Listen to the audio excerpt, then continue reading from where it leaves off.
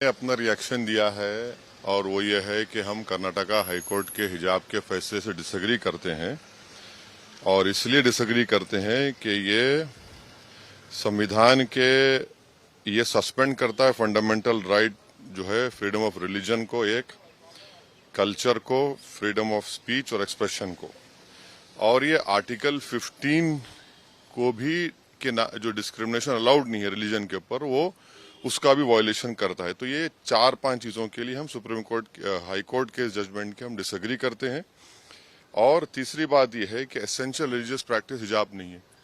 भाई आप कैसे डिसाइड करेंगे एसेंशियल है नहीं है? आखिर बात कहाँ ख़त्म होगी? मस्जिद की बात हुई तो आपने कहा मस्जिद एसेंशियल नहीं है, दाढ़ी की बात हुई आपने कहा दाढ़ी एसेंशियल नहीं है, अब आप बोल हिजाब नहीं है। इसीलिए हम ये कहते हैं कि इसको सुप्रीम कोर्ट में अपील करने की ज़रूरत है और सुप्रीम कोर्ट जो साबरीमाला का हियर कर रहा है जजमेंट को, उसमें हमको ये चाहिए कि हम अपील करें, इसीलिए हम करें सुप्रीम कोर्ट में उसको अपील करनी चाहिए। और अगर कोई मुस्लिम लड़की ये कहती है कि हिजाब मेरे फेथ का एसेंशियल है, तो किसी मुसलमान को भी अख्तियार नहीं है कि वो डिसाइड कर एसेंशियल ही नहीं है, वो उसका राइट है। फ्रीडम ऑफ कॉन्शियंस संविधान में है और वो बड़ा इंपॉर्टेंट चीज है। और छठी बात ये है कि आप ये कह रहे हैं कि यूनिफॉर्म, भाई यूनिफॉर्म अगर यूनिफॉर्म पहनेंगे तो क्या नहीं मालूम होगा कि गरीब का बेटा कौन सा और अमीर का बेटा कौन है?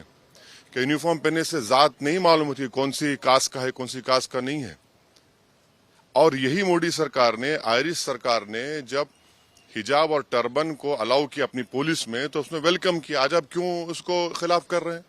तो इसीलिए हर एतबार से ये संविधान के जो हमने आपसे कहा, right to culture, freedom of religion, freedom of expression, freedom of conscience, और आर्टिकल 15 का ये वायलेशन होता है। और संविधान का प्रियम्बल जो है ना, प्रियम्बल बड़ा इंपॉर्टेंट है।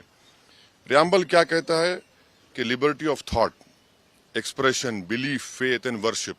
तो ये सब चीजें, इसलिए उम्मीद करते हैं कि सुप्रीम कोर्ट में इसको अपील किया जाए। हमारे एक MIM पार्टी के नेता हैं जो कर्नाटका के, उन्हें भी पिटिशनर हैं, हमारी उनसे बात होगी, हम उनसे भी कहेंगे सुप्रीम कोर्ट में अपील करें। और इसका एक और जो नेगेटिव इम्पैक्ट होगा, आप देखेंगे कि मुस्लिम महिलाओं पर टारगेटिंग होगी उनकी जगह जगह पर। अरे भाई अगर कोई स्कूल को जाकर पहन रहा है, क्या उसमें बुराई है? इंग्लैंड में क्रिश्चियन स्कूल्स में, इंग्लैंड में उनके स्कूल में अलाउड है कि आप वही ड्रेस यूनिफॉर्म पहने और वही ड्रेस का कलर का हिजाब भी पहने। तो ये चीज है। आपको नहीं ऐसा लगता है कि स्कूल के बने हुए नियम उन बच्चों के भविष्य के लिए अच्छा होता है? बने हुए नियम किस लिए होंगे? आप सिर्फ मुझे ही कह रहे हैं हिजाब मत पहनो? कौन से नियम? और अगर आप बोल रहे हैं कि यूनिफॉर्म पहनने से, हम यही तो कह रहे हैं, आप पहले तो आप आर्टिकल 15 का वायलेशन हो रहा है, जो डिस्क्रिमिनेशन नहीं कर सकती आप रिलीजन के नाम पर। और यूनिफॉर्म में पहनूंगा तो क्या जात नहीं मालूम होगी, कास्ट नहीं मालूम होगी, गरीब अमीर का बेटा या बेटी है नहीं मालूम होगा? और अगर यूनिफॉर्म है तो यूनिफॉर्म के लिहाज से हिजाब पहनेंगे, तो दूसरों का एसेंशियल प्रैक्टिस अलाउ करेंगे, मेरा एसेंशियल प्रैक्टिस अलाउ नहीं करेंगे। आप क्यों नहीं अलाउ करेंगे? मेरे लिए एसेंशियल है वो। और आप ये कह रहे हैं कि या तो तुम पढ़ो या तुम हिजाब छोड़ो। अरे भैया कैसे होगा?